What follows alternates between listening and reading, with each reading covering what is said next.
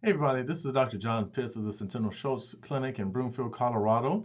I'd like to give a presentation on Orthobiologics 101, trying to give both patients, potential patients, the general public, as well as healthcare providers and medical doctors in the field of regenerative medicine, an overview about what orthobiologics are, what's real, what's not, where's the evidence leading us, what's marketing hype, and what's actually true evidence-based data. So I think this will be a great presentation to help people learn about PRP, stem cells, and all those type of regenerative medicine treatments that are out there. So I'd love to give this brief overview presentation here if you're interested in learning about this. Just some background on me. I went to medical school at Vanderbilt University in Nashville. I'm originally from Chicago, Illinois. I did my physical medicine and rehabilitation residency at Emory in Atlanta. And this is where we focus on treating musculoskeletal problems non-surgically and rehabbing patients from injuries. I then did a year fellowship at the Centeno-Schultz Clinic in Broomfield, Colorado, where I currently work. I was the fellowship director for about 12 years there. And this is where I learned interventional orthobiologics and regenerative medicine. 100% focus on treating musculoskeletal problems with regenerative medicine and orthobiologics, and I treat the whole body, neck, thoracic, low back, shoulders, peripheral joints, trained in ultrasound, fluoroscopic guided injections and diagnosis. So do the full gamut of non-surgical orthopedic problems. I'm also involved in research, so these are just some of the clinical research papers that I've been involved with, and I have a couple more through the works that I'm working on as well. I was also a co-editor of the Atlas of Interventional Orthopedics Procedures, where I wrote a good chunk of multiple chapters as well, kind of teaching other physicians about the type of injections that are used with orthobiologics, and also big in health and nutrition. So I wrote a nutrition pamphlet that I use and give to patients and anyone interested in just kind of taking more control over their diet and health. So the things I'd like to talk with you today throughout this presentation is basically define what the heck are orthobiologics, define what interventional orthopedics and regenerative medicine is, where this fits in and replacing some of maybe the traditional pain management model, go into a little bit of detail about the specific orthobiologics used like PRP, stem cells, etc.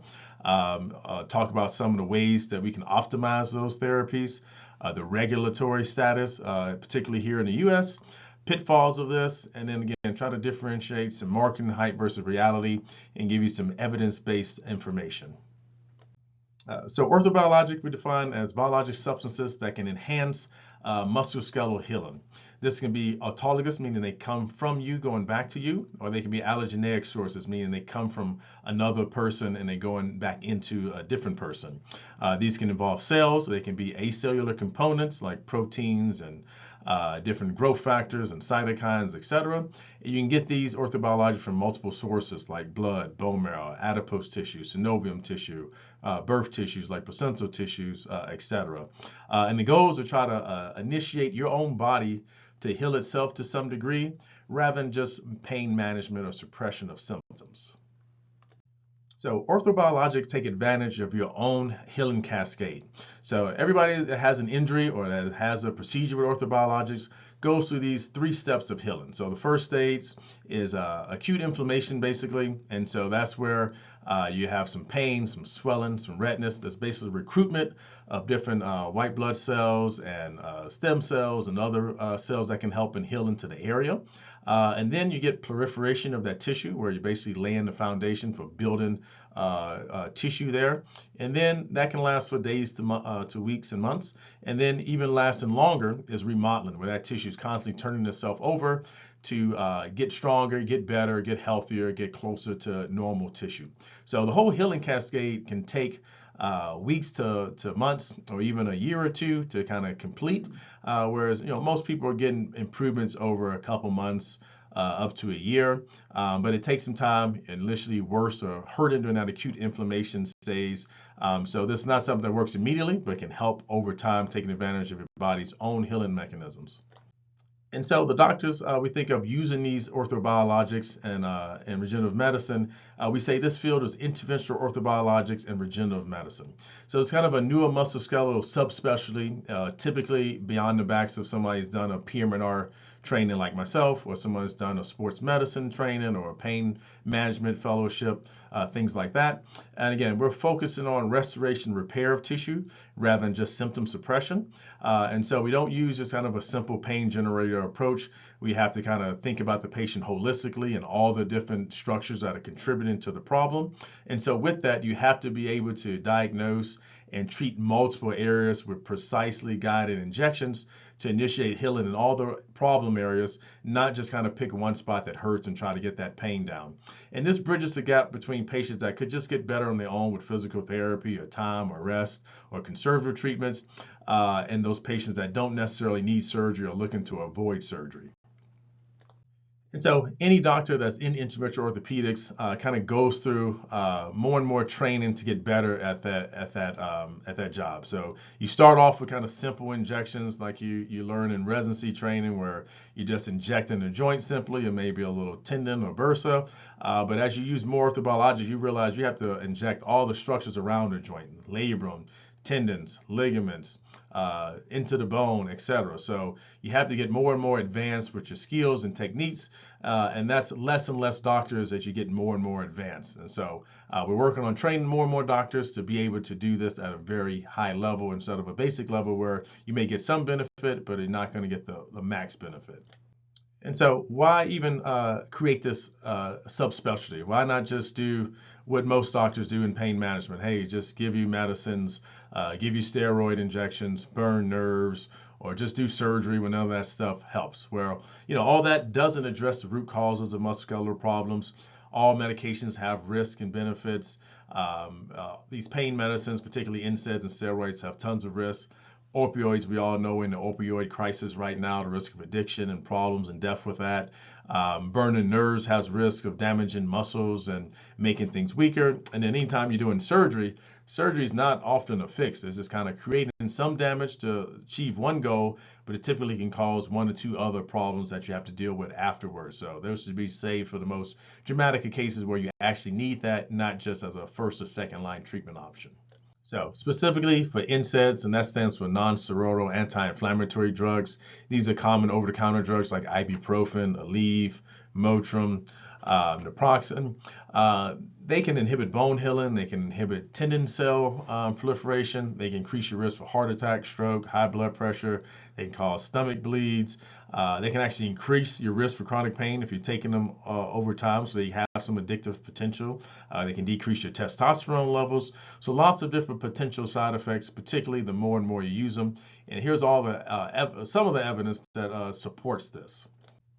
And steroids like prednisone, dexamethasone, triamcinolone, etc. These steroids are toxic to stem cells, particularly in the milligram doses that are used. They're toxic to cartilage. They can cause bone death. They can weaken your immune system, increasing your risk for infection. If you do steroids within a few months of having a surgical procedure, it can increase the risk of complications and actually can break down the joint further and increase the risk of infection. It impairs soft tissue healing, and it can have a whole lot of systemic metabolic effects, causing weight gain, increasing your cortisol levels, increasing your blood sugar levels, etc. So in particular, the use of steroids should be really limited to really when you need to, and just you have to be aware of the risk. Again, particularly the more and more you use these, the more and more risk can accumulate. And I think lots of people are aware of all the kind of risks and negatives with opioids, but being on chronic opioids can actually increase your pain sensitivity. So that's why you require more and more opioids the longer you own them, which can increase the risk for respiratory depression and addiction, etc. They can cause endocrine dysfunction, so affect your hormones. They cause a lot of constipation and GI dysfunction. Obviously the risk of overdose and dying from respiratory depression, basically you stop breathing, can cause sleeping disorders. So again, these are dangerous medications. They do have a place. They can be used, but you want to avoid chronic long-term pain management with opioids if you can all help it. Now let's get into the meat of the presentation, orthobiologics. So let's just define a couple terms we've touched on. Autologous, these are orthobiologic products that come from you back to you. So same patient. These blood products are common: PRP, platelet lysate, platelet poor plasma, alpha-2 macroglobulin or A2M, autologous conditioned serum.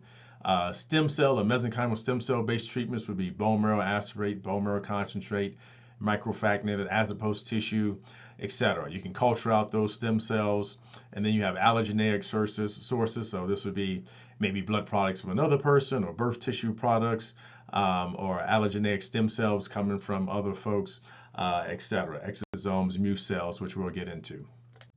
So let's talk about platelet-rich plasma. So this is probably the most common orthobiologic used today and the most researched and studied. So platelets are basically cell fragments that live in your blood. They're particularly involved in wound healing. So every person who's cut themselves and they were bleeding, that blood clotted up, you got a scab and a scar and it went away.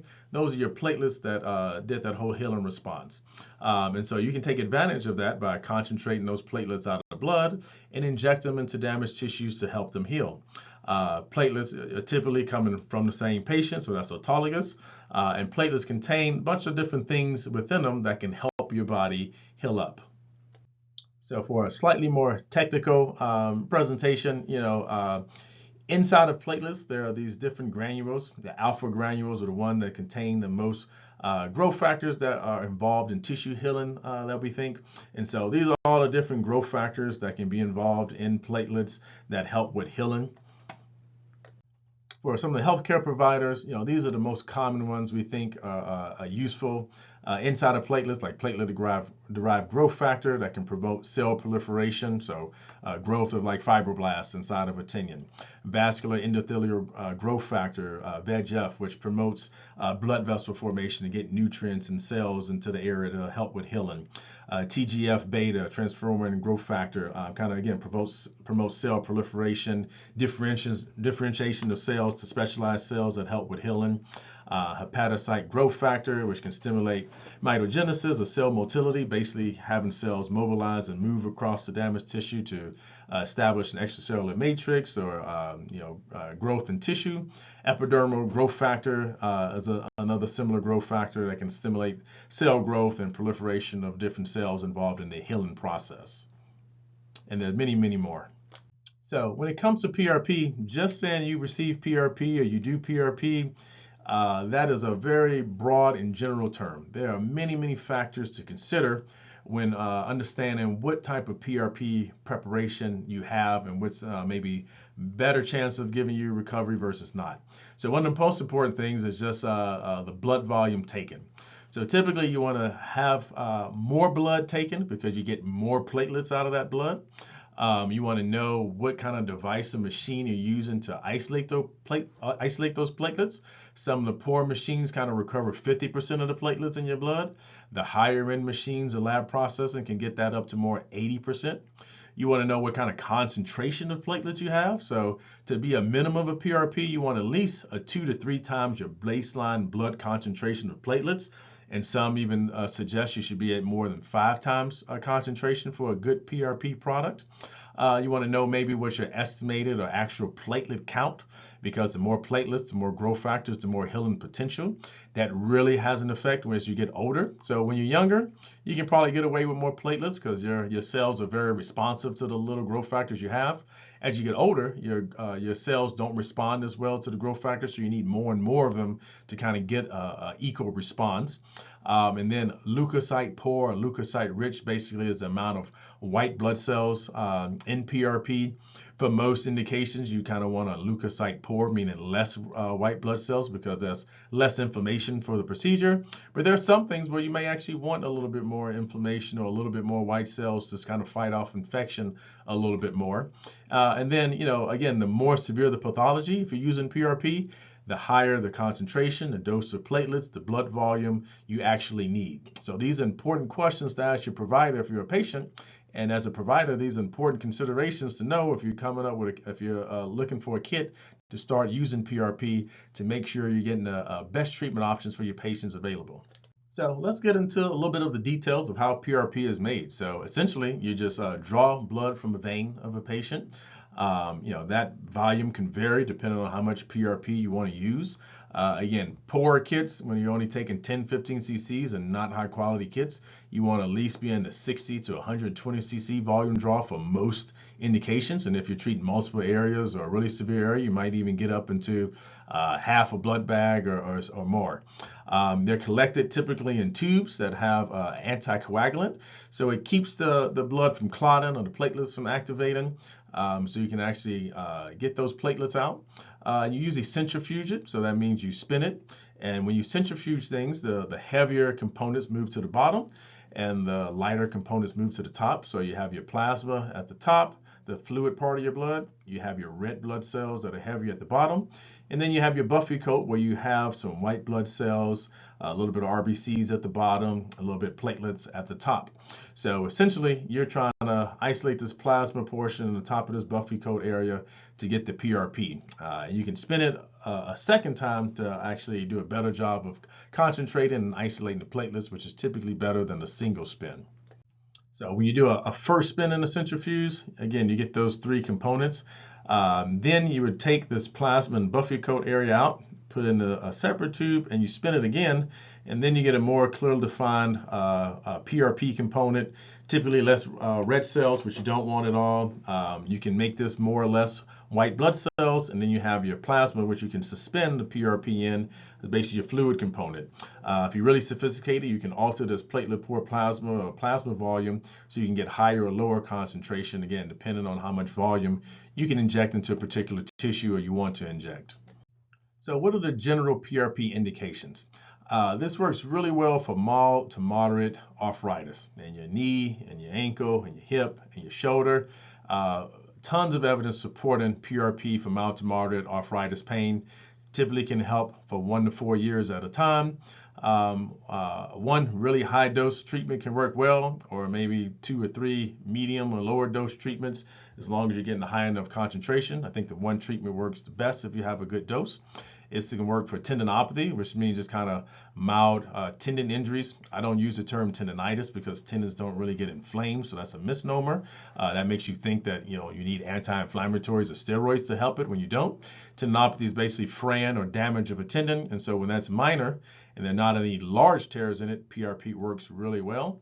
If you got tiny tears and you're younger, in your 20s, 30s, you probably can help that with PRP as well. For mild ligament sprains, PRP works well, and there's evidence for PRP to help nerve entrapments like a carpal tunnel syndrome or ulnar nerve getting entrapped at the elbow, etc. And you can also use PRP to help spine problems. So degenerative disc disease causing some radiculitis or sciatica, pain down the legs, joint pain, facet joint pain in the back or the neck, etc. So again, one of the common criticisms of PRP in regenerative medicine is that, it's not enough evidence. Well, as we can see here from the study made by Dr. Centeno that trained me and that I work with, these are all the highest level randomized controlled trials of just PRP for different indications.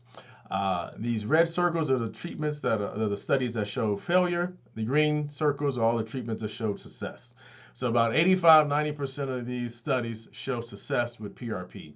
And again, the PRP, you also have to be careful with these studies to make sure they're using high quality PRP, because most of these red studies are studies that show that's what's not even PRP, the concentration is too low, or it's very low dose, low concentration PRP. Also have to be aware of image guidance, getting the right areas, etc. But despite the variability in the PRP, and we always need better and more research, we've got tons of the highest level studies, not even to mention all the other lower level studies that show PRP work, that it helps a variety of problems. Okay, so we got tons of evidence, and we continue to get more and more each year that PRP helps for all these different conditions. So now I'm going to talk about probably less known things, a little bit of spin-offs of PRP. So this is platelet lysate we're going to talk about. So platelet lysate is basically, lysate means you break open something. So platelet lysate is basically broken open platelets. So what this does is you can use different methods. You can freeze the platelets. You can sonify them with ultrasound and break those platelets up just to get the immediate release of those growth factors I showed you several slides back. So what this does is has a little bit less inflammation than having to hold platelets. So we suspect this is better around nerves, and we've been using these at my clinic for years around nerves. And it's lots of basic science to show all these growth factors and platelets can help all these different areas. And there's been some case reports that can maybe help in spine, arthritis, and tendons. Definitely need a lot more evidence for platelet lysate, but essentially works very similar to PRP with a little bit less inflammation, so might be better around nerves where you actually don't want to irritate nerves too much. Now, platelet poor plasma, that's basically that fluid portion when you're spinning PRP out that we think doesn't have much platelets and growth factors in it, but actually does have some low-level growth factors, has some plasma proteins and anti-inflammatory molecules.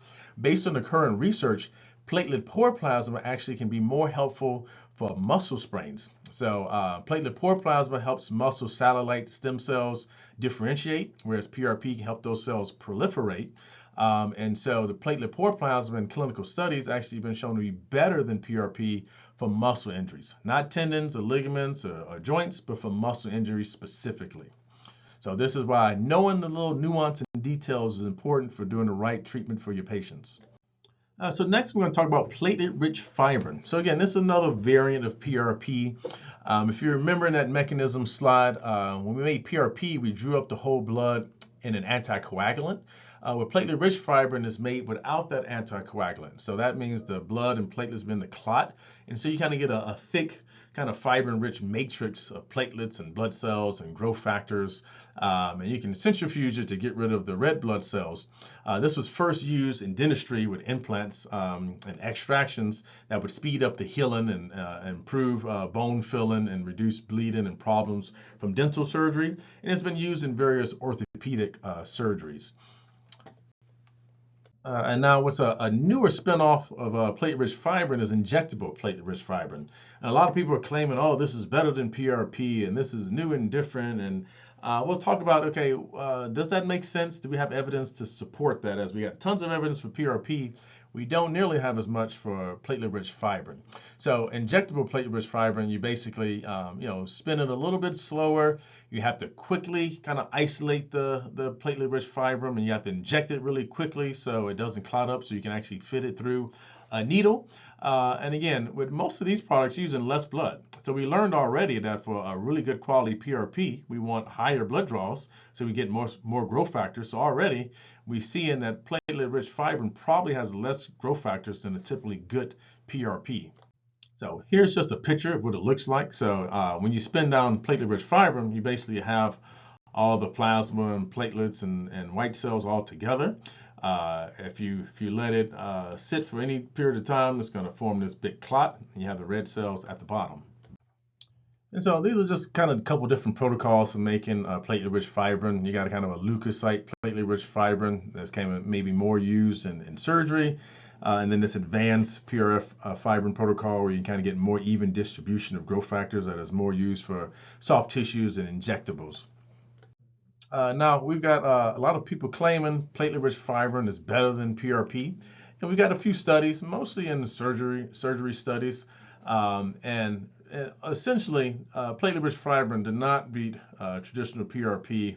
In most of the studies, there was one where it did, and this is in surgery. So we got no evidence on injectable platelet-rich fibrin, how that compares to PRP. But already in surgery, where you would think platelet-rich fibrin might have an advantage, really didn't have a clear advantage over PRP so far. So we'll wait to see how much evidence we get, but right now, I'm thinking PRP is probably going to reign king. All right, so kind of another spinoff of PRP and actually the platelet poor plasma is basically concentrating this large molecule in the plasma called alpha-2 macroglobulin. So this is basically a molecule that binds these things called matrix metalloproteases, which are basically inflammatory and degrade extracellular matrix. So it kind of removes that. I kind of akin it to like a natural steroid injection without the risk of steroids. And basically what A2M is concentrated platelet poor plasma that's filtered out. So you basically just kind of concentrating this molecule and other plasma proteins that may be helpful for inflammation. It's not a ton of research for A2M, but it has some evidence it may help in joint inflammation, particularly in the knee.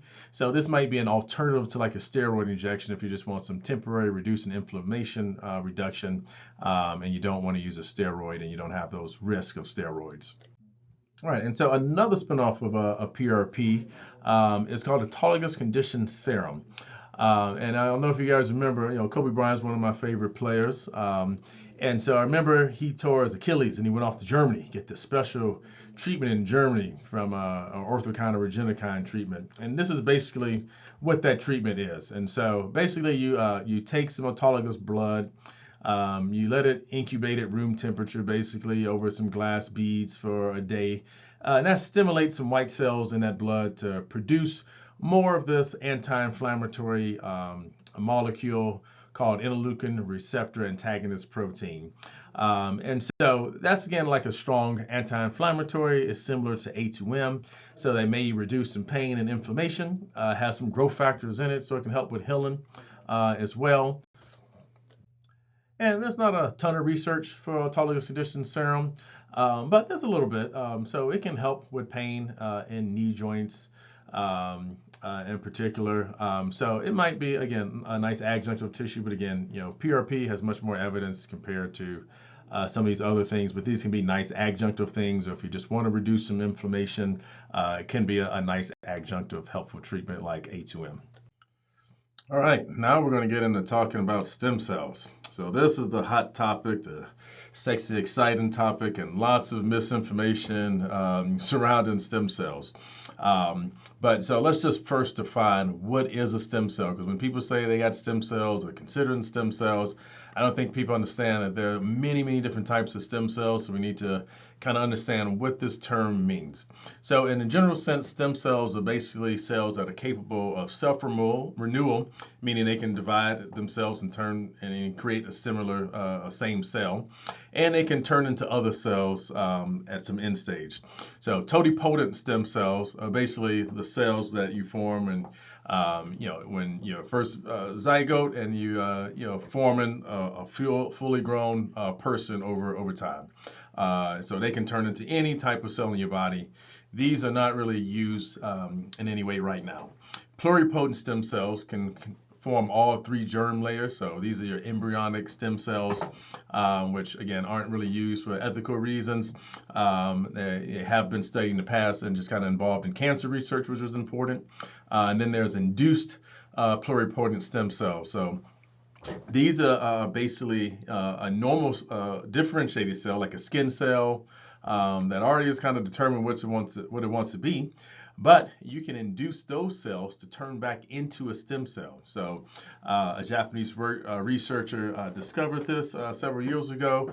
And so you can make induced pluripotent stem cells. So those are kind of the early stages of research. Multipotent stem cells can turn into multiple cell types, but not all. So for instance, mesenchymal stem cells, which is the main type of stem cells when people talk about they get stem cells, that's what's used. They can turn into cartilage, they can turn into tendons, they can turn into bone, they can turn into fat tissue. And then hematopoietic stem cells can turn into different types of blood cells. Oligopotent stem cells can turn into a few different stem cell types, like white blood cells progenitors can turn into different white blood cells, neural cells can turn into different neuronal cells, etc. Unipotent stem cells can only turn into one type of stem cell, but can self-renew. This example is like a muscle satellite stem cell. So when you work out and you injure your muscle satellite stem cells can build more muscle for you. And so these are the places where you can get these stem cells. Embryonic, which again isn't used. Induced pluripotent stem cells, MSCs, which is the majority of the cells that we talked about used today in musculoskeletal medicine. That can be derived from bone marrow, adipose, synovium, periosteum, Warden's jelly, umbilical cord, amniotic membrane. What is a MSC? So MSC was a name coined by the late great Arnold Kaplan, PhD researcher, kind of first identified and named these cells mesenchymal stem cells. Later in his career, he started calling them medicinal signaling cells because he felt that they had more of an effect, whereas telling other cells what to do rather than turn into different cell types in real life. These are basically some stromal cells. They surround blood vessels. These can be similar to fibroblasts or periocytes, adipocytes, osteoblasts type cells. All MSC-like cells are just progenitor cells, which again can self-renew and turn into other different similar cell types. And they're located around vessels. Now, getting a little bit more technical, the International Society for Cellular Therapy created a criteria for identifying stem cells. So these are basically a lab test that you do. So, stem cells, when you try to culture them, should adhere to plastic. They should be positive for these 3 cell markers and negative for these other cell markers. And in the lab, at least, they should be able to differentiate into bone, fat, and cartilage type tissue. Now, the main type of stem cells used in the U.S. that's allowed and most prevalent is bone marrow concentrate or bone marrow aspirate. So you can get stem cells out of your bone marrow, typically the iliac crest or kind of the back hip bone, and you can process that like you centrifuge it like PRP, remove the red cells. You can concentrate the cellular portion and the platelets, and you want to get rid of the red blood cells because that may be irritating. With bone marrow aspirate, there's different devices that you maybe take a smaller volume of bone marrow and you don't centrifuge it, and you might get more bone marrow from per volume, but that's a much smaller volume. And most people feel that centrifugation step of getting rid of red cells is necessary. The bone marrow aspirate crowd doesn't feel that, but it hasn't been any really clear studies head-to-head versus a good bone marrow, BMC versus BMA, but they both could be potentially helpful. So again, getting a little bit more technical, these are just the different cell types that are in a bone marrow concentrate. The mesenchymal stem cells are actually a very small percentage, less than 1%. And that equates to 100 to 10,000 cells per ml. So at most, you might get 100,000 MSCs in any particular treatment. So a small number of those cells, but we think these are the most important cells in bone marrow.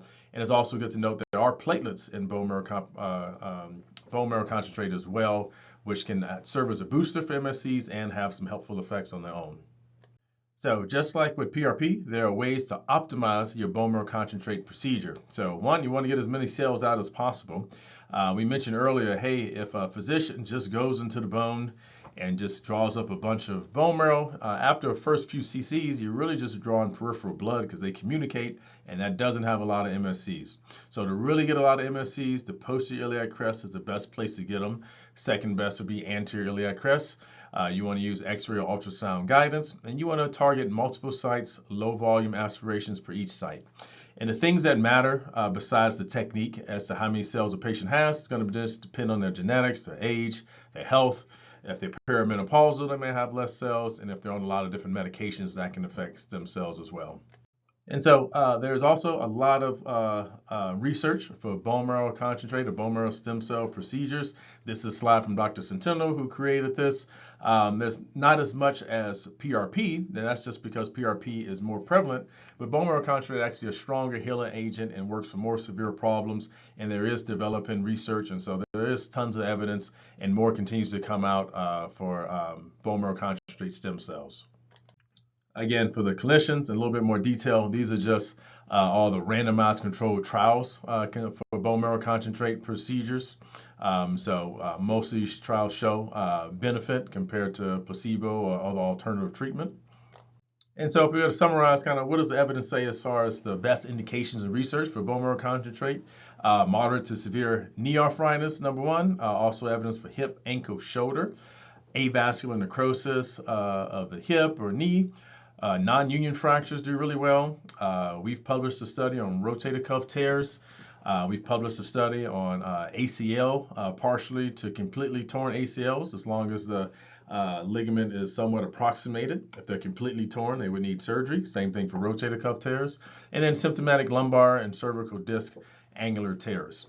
And it's important to note for severe knee arthritis, the best evidence is for putting these stem cells into the bone. That provides the best overall healing and longevity for treating arthritis. That can help 80% of folks for up to 5 to 15 years at a time delay a replacement and improve pain and function. So bone is actually the most important part of a joint, most important part to treat, not the cartilage. So I'm going to say that again because most people think cartilage loss is the number one determinant of pain. If you look at cartilage loss on MRI, that doesn't correlate with symptoms at all. But if you have problems in the bone of a joint that's hurting, that's more likely to be contributing to the pain, 80%. And treating that bone is more helpful than treating the joint, especially when it comes to stem cells. Now, the second most important stem cell and use treatment in the U.S., and again, pretty much the last one, is microfragmented adipose tissue. So it's basically doing a mini liposuction where you actually take out fat, and then you kind of just mechanically get the oil out of that, and you're left with intact fat globules. They does have MSCs in it and maybe a few smaller number of other cells and growth factors. And you mechanically have to beat up the fat, so this actually is a little bit more invasive than the bone marrow. Still very safe, and if done properly, can be relatively pain-free, but is a tiny bit more aggressive. So here is a cellular component of MFAT. If we just look at percentages, a lot of people get confused and say, oh boy, this one has 5 to 15% MFCs in fat tissue compared to bone marrow is less than 1%. Well, this fat also has far, far less cells. So it turns out to not be as big a difference, but fat has a little bit more stem cells in bone marrow, but not by much. So right now, it's far less research on fat compared to bone marrow concentrate, but have some good studies that can help with moderate to severe knee arthritis, rotator cuff tears, maybe a couple studies just for hip and shoulder arthritis, and a small study on Achilles tears. So if we were to compare bone marrow and fat, just absolute cell counts, one thing we just need to define is that, hey, at the bedside, meaning, hey, as soon as we process bone marrow, we can get what's called a TNCC, a total nucleated cell count. So this is basically all the cells with a nucleus. You're going to have about 35 million cells per cc of bone marrow that you take out. With fat, for per 1 cc of fat you take out, you're going to have far less, 700 to 100,000 total cells. CFUs is basically colony-forming units, so the only way to directly test for stem cells is to do a lab process where you grow them out and you count what's called CFUs. And so it's about 3,000 per cc in bone marrow versus about 7,000, 50,000. So it's maybe 2 to 10 times more cells in fat compared to bone marrow. And again, as percentages, it's going to be far less of the total cell count for bone marrow, because there's lots of cells in bone marrow. It's less cells in fat, so you're going to have a higher percentage of those cells in fat that are MSCs. All right, now, so if we take fat tissue and we take it one step further, so with microfragmented adipose tissue, you're basically just mechanically breaking up the fat and removing the oil. But you can take that a step further and you can enzymatically digest the fat with an enzyme collagenase, and you can release the stem cells and other cells from the adipose tissue. And so if we look at that, like, we centrifuge, we get kind of the oily layer up top and the fat tissue, a little fluid layer, and you're going to have the cellular component at the bottom. This is called SVF. This isn't allowed here in the U.S. There were clinics in Florida who, again, were trying to treat everything possible. They were treating eyes for macular degeneration, blindness, and visual issues, and they wound up blinding 3 patients by injecting this into a person's eyes with no evidence or rationale for doing that. So they were going after, so FDA is going after anyone who is using this, so that's not really approved in the U.S.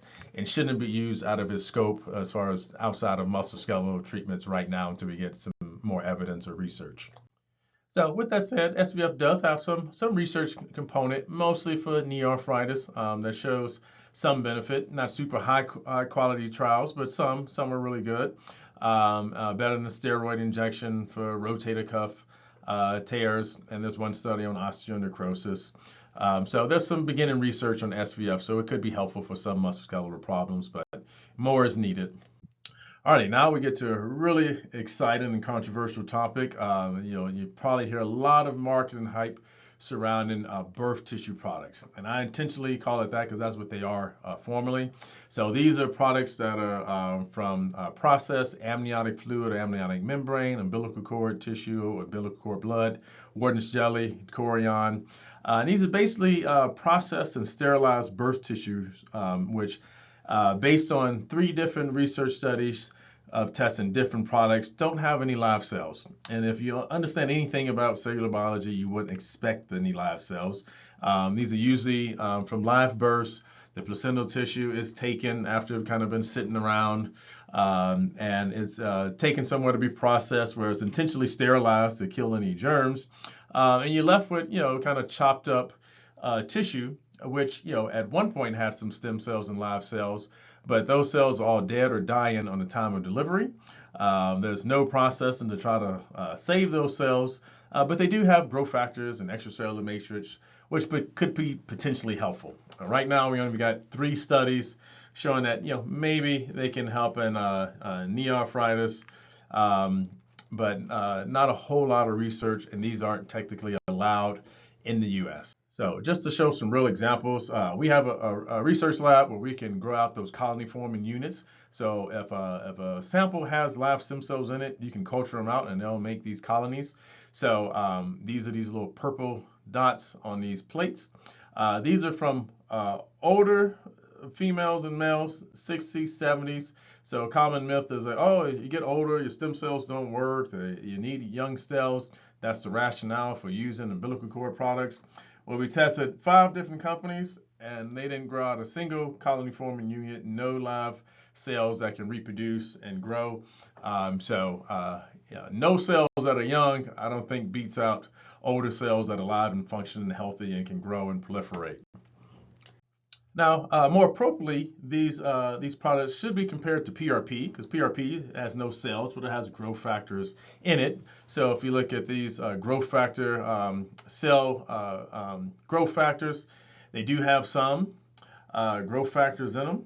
If you compare it to PRP, PRP usually has maybe a little bit more in most cases. Some cases, the umbilical cord products had more.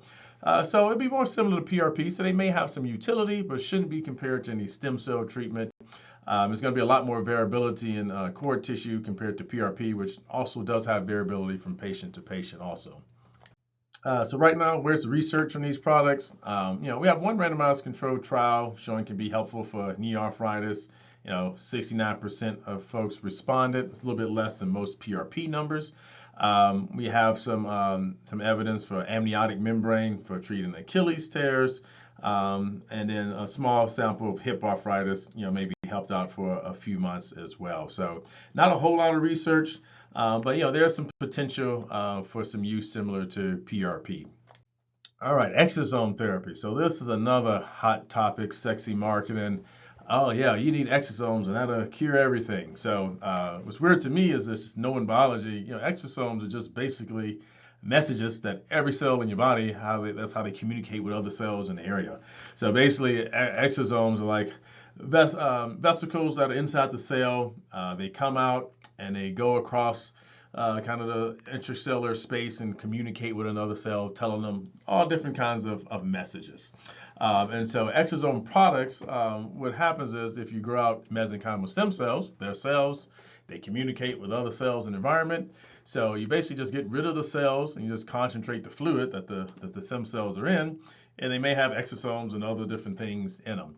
So there's no real research to say, hey, this is what these messages are, or this is how they work. They just kind of bottle this stuff up and sell it and say it helps. And this, this is considered a drug. There's no FDA approval. There's no human clinical evidence or research at all I can find on this. So it's anyone's guess if this is helpful or not. It doesn't make a whole lot of sense that just bottling up some random messages would be helpful. I could be wrong, but I got no evidence to say one way or the other. I don't see why you would want this compared to just using MSCs, which can coordinate a whole response and adjust these exosomes and other messages to help aid in healing. And that's what their specific job is. So some of the proponents of this, think, hey, this could be anti-inflammatory, has some growth factors that can initiate tissue response. Since they do come from other tissues, since they're not the whole cells, maybe it's less likely to have a big allergic or immune response. Basically this stuff is just easy. It's just easy to bottle and use, and you can scale it up.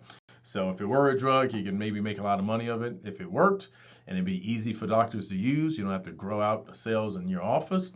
But right now, again, we got no specific messages, we got no dose, we got no standardized source, we have no research, and we have regulatory restrictions. So not ready for prime time. All right, now moving on to some more MSC treatments. So this is autologous cultured MFC. So basically what this is, if you take bone marrow or adipose and you actually isolate just the stem cells out, you can grow those out to much higher numbers. That's called cell culturing. So this isn't allowed here in the US. Dr. Centeno was the first to kind of study and publish this back in 2005, where he used autologous cultured MSCs to treat disc problems. That was working, so he began treating patients, but then the FDA said, hey, that's like making a drug. And it needs drug trials. It costs hundreds of millions of dollars, which no small clinic can afford, and big drug companies don't want to do that because you can't patent it as a drug and make billions of dollars. So it's kind of been a little bit more in limbo. But down in other countries, you can use autologous cultured MFCs. And so this has been most studied for knee arthritis and cartilage defects, genital disc disease, rotator cuff tears, and this can work really well, similar or even better than bone marrow concentrate, but just kind of limited for use in the US. We still don't have great data on what are the optimal doses. We kind of have an idea that you probably don't want to be too high or too low. This does have great safety. This has been done for 20 plus years, no risk of cancers or tumors. And then the healthier the patient, the better this can work. So just going into a little bit more detail for the nerds and providers out there, this is how you really culture stem cells, get live stem cells. This is a picture of some live stem cells under a microscope. So basically what you do is after you get bone marrow concentrate, you can plate it in media, and you add some of the growth factors from the patient's own blood or some pooled growth factors. And then what happens is in 1 to 2 days, those cells will stick to the plastic, and that's called a passage, the first passage or zero passage. You can remove that media and you remove the other cells that don't stick, and then you use a little enzyme to release those stem cells, and you replate them at a confluence, meaning a percentage of coverage of the plastic container that you're using, and you can grow those out for repeat that process 1 to 3 times. That's called passages, and you can then freeze them down to store them. You have to add this agent DMSO as a cryoprotectant to help to save the cells from the freezing process. And then when you want to use them, you can pull them out in a room temperature water bath. And you want to dilute this DMSO because it's actually toxic to the cells if you just have them when they're not frozen. And you want to resuspend it in fresh media, culture them for another passage or 2 or for a few days, and then you can use those to treat patients. Now, lots of places will skip this step and just kind of thaw them out. And that can still work, but you're going to lose some cells of viability. Here, you can get more cells and you can get better viability, and you can load those cells in platelet lysated saline for injection. Now, you can only do this for cells for about 3 to 5 passages is optimal. If you go beyond that, these cells don't work as well. They don't cause tumors or problems, but they just become senescent, meaning they don't grow and reproduce, and they don't work, so they're not effective. So you can't grow out cells indefinitely.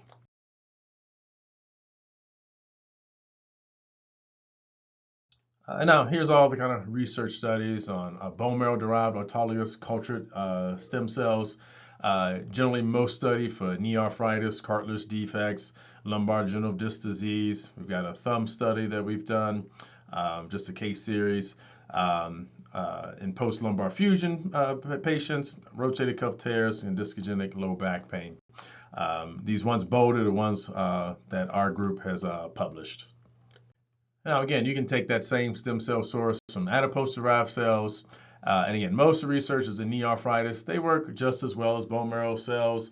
For the most part, head-to-head studies favor bone marrow cells a little bit more, but you can get a little bit quicker cell growth with fat tissue. So that's an alternative, which are probably similar to bone marrow. Now, previously, we were just talking about autologous cultured MFCs. That means coming from the same patient, going back into that same patient. Allogeneic, again, means coming from another patient and going into a different patient.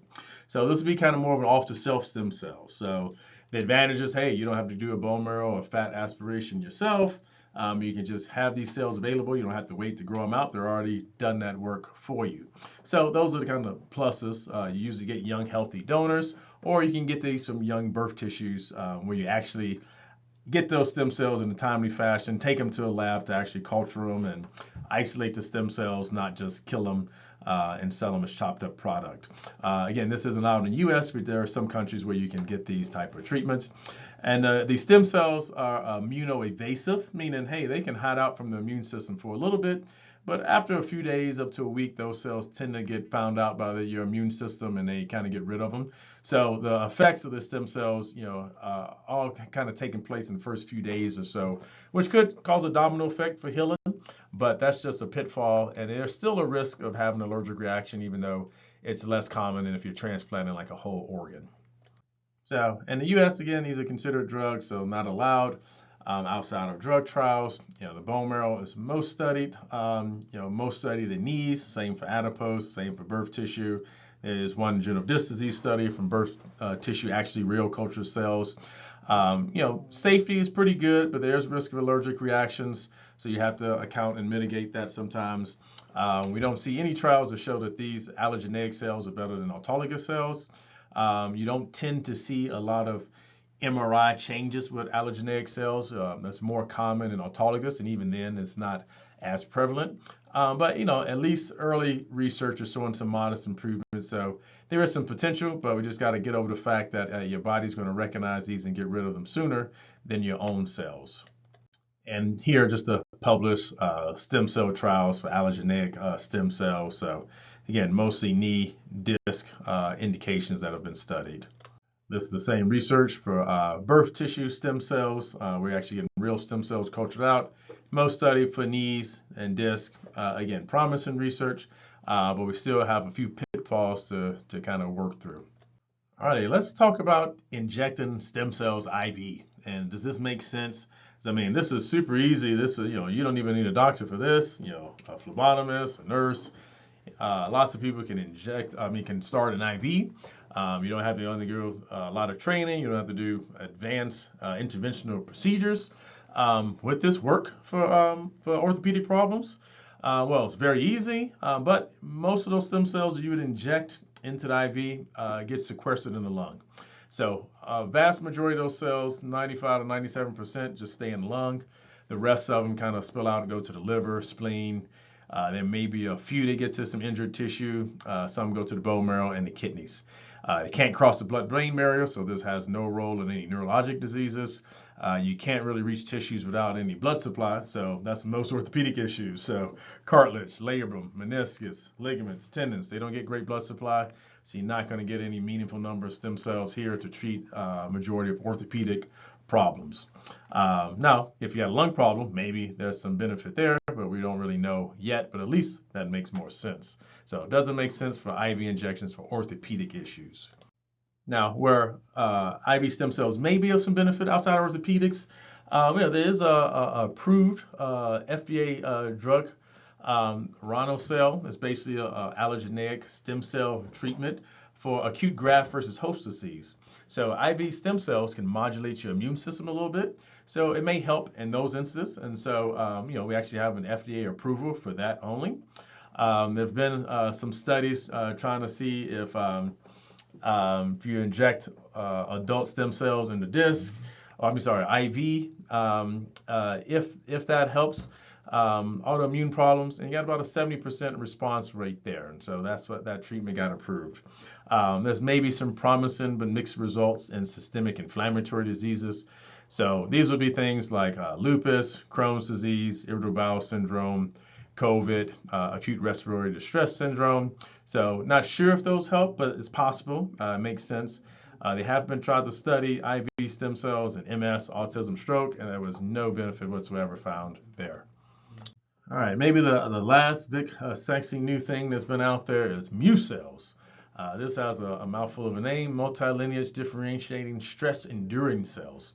So these are basically a subpopulation of MFCs. There was a Japanese research team that kind of isolated these from cultured MFCs.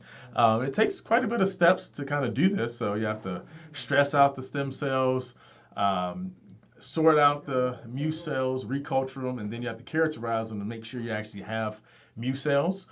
They had some early trials with IV injection of MUSE cells after acute heart attack and ischemic stroke. It's maybe a little bit benefit if you're catching that stuff early at preserving some tissue. Was no help in ALS. And then there's no human orthopedic data whatsoever. And then there's companies claiming that they do this, but the Japanese company that created these and sell these cells stopped selling them. So I don't think this is available much anywhere, but that doesn't stop people from saying that they're using them. So again, it's a subpopulation of MSC, so this is already in any cultured MFC and same-day bone marrow stem cell procedure, but we don't know if isolating these and getting rid of those MSCs that we know are helpful, if this makes a big difference or not. So again, to be determined, not quite ready for prime time, but can have some potential. So this is just reiterating what I pretty much said. In animal studies, they kind of they're more immune evasive, so they may evade the immune system longer. So that's where some potential lies.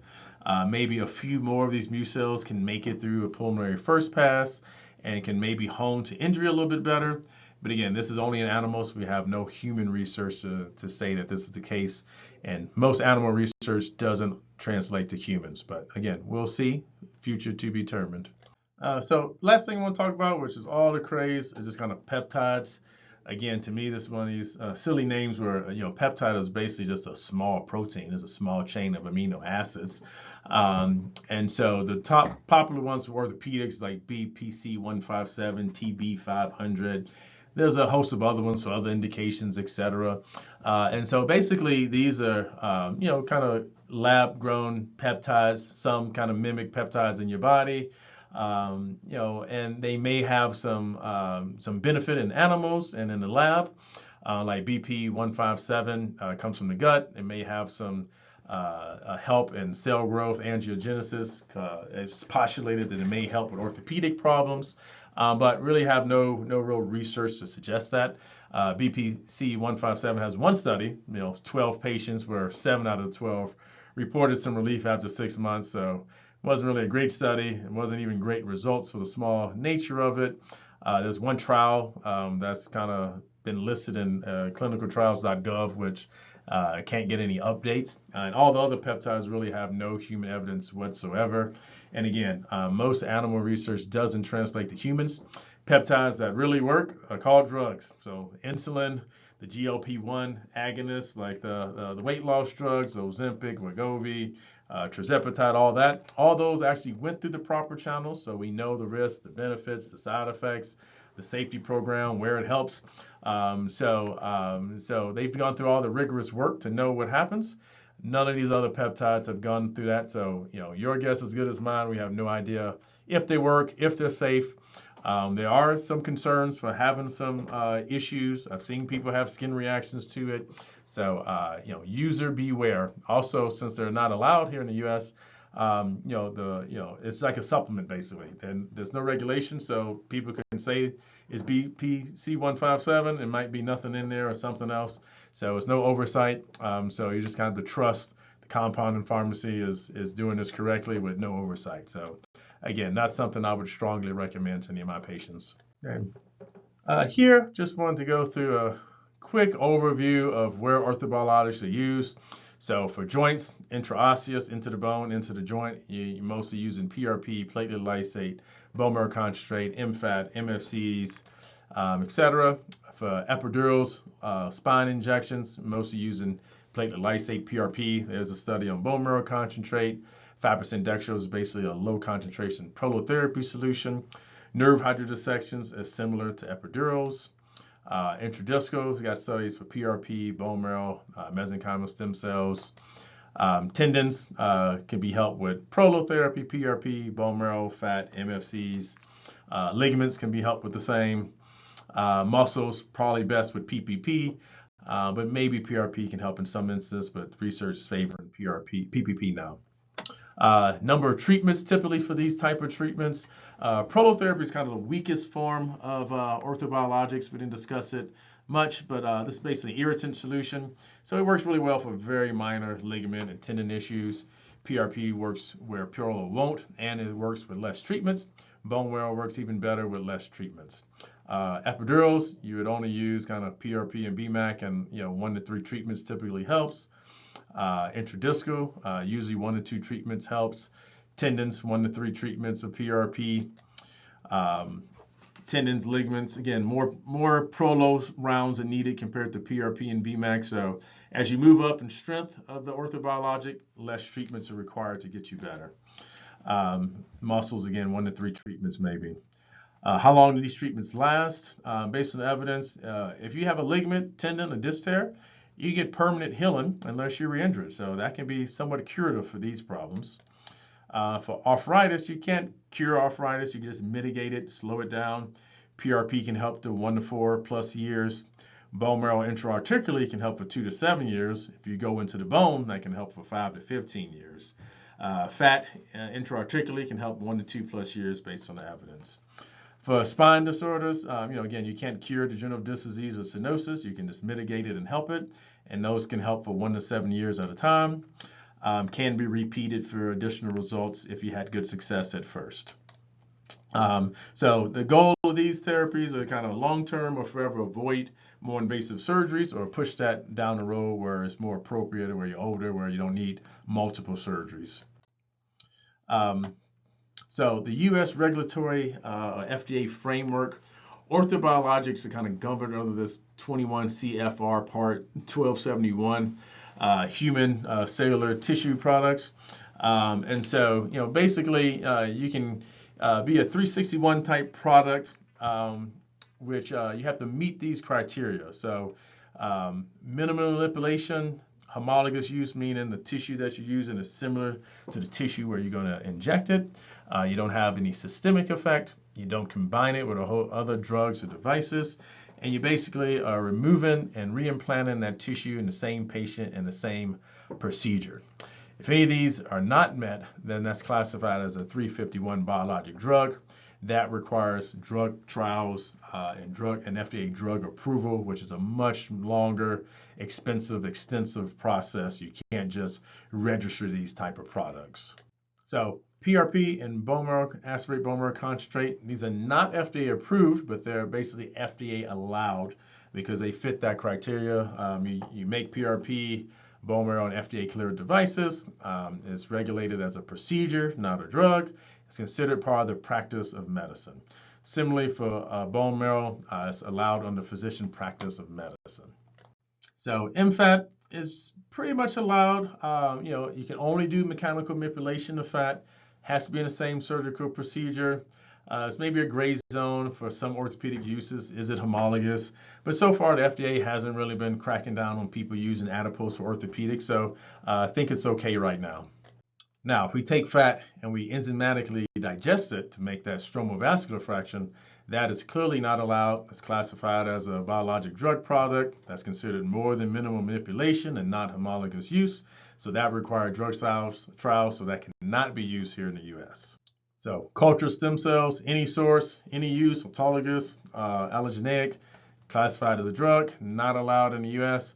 They consider that more than minimal manipulation, requires FDA approval, long drug trials, so not used here in the U.S. Some countries outside the U.S. Do allow for that. Birth tissue products, even claiming that stem cells makes it a drug product, they're classified as a drug product. They often market it as just a 361 product, but that is not true. This is non-homologous use, but it can be used for wound care potentially because it is homologous use there. So it's no concern with using birth tissue products for wound care, but not for any orthopedic indications. FDA has issued multiple warning letters to many doctors, many companies, saying that this is not allowed and trying to crack down on these products and these providers using it. So again, beware. Exosomes, MUSE cells, same thing, not allowed here in the U.S., classified as a drug. More than minimal manipulation, no FDA indications. In Japan, MUSE cells are investigational in Japan as well. Now, some of you might have heard that, hey, Florida and Utah are allowing for some of these tissue products that are not FDA allowed or approved. So in Florida, it allows for the use of some of these non-approved products for orthopedics, pain, wounds. You must provide informed consent and disclose that it's not FDA approved. And these products must come in an FDA registered manufacturing facility and no embryonic tissues basically, or live fetal tissues. Utah has a similar amendment from 2024. Again, has advertising disclosures you must meet. But even though these two states allow for these products, FDA or federal law overrides state law. So still not allowed per for the federal government. So Tennessee also has a stem cell law, right to try style law for patients with severe chronic diseases or terminal illnesses. A little bit more regulation in Florida and Utah. If there's no effective FDA-approved options remain, physician recommends it, and informed consent required, and it's within the scope of practice of that physician. Doesn't include exosomes.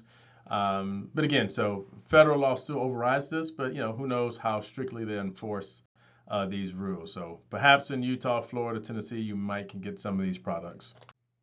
And then peptides, as a couple years ago, been classified FDA Category 2 drug substances. So there's concern about safety risk. So again, these aren't technically allowed. They're mostly been received from compounding pharmacies that label them as research only. So that's not supposed to be for clinical use, but that's what they're used for. There's some talk that the current administration may be changing that to allow, less regulation, or actually allow for regulation in production of these products. So you can maybe legally get these from a compounding pharmacy that has some oversight, but that's to be determined as of May 2026. So that may change soon. So in conclusion, interventional orthopedics, regenerative medicine is an emerging medical specialty.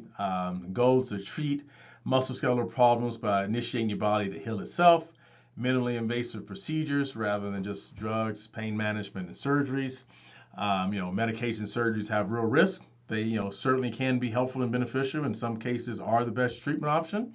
But when possible, you should consider orthobiologics as a first-line treatment after conservative care, before jumping to surgery or more invasive pain medicine procedures, if you're able to.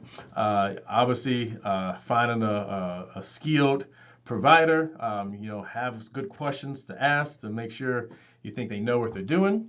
You need precise and thorough diagnosis and treatment. The provider should be familiar with ultrasound and x-ray.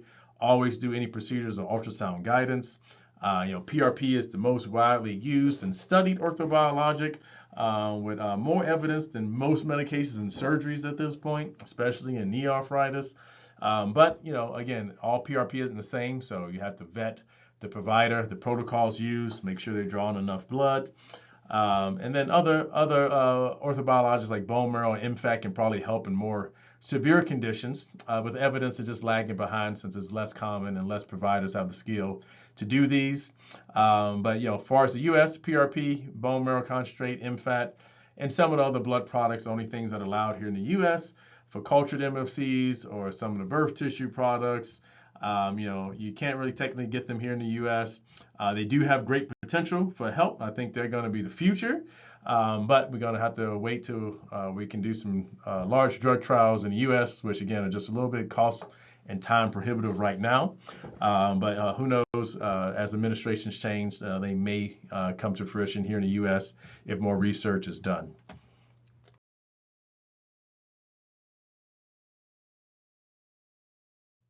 So again, I'm Dr. John Pitts. I'm here in Colorado, work at Centeno-Schultz Clinic. This is where you can find us at. So hope to put out a little bit more videos, just educating folks, because this is a complex topic. So hopefully you got a lot of questions answered, and more questions to come up. But now you kind of prepared as to what the heck all these orthobiologics are. Take care. Have a great day.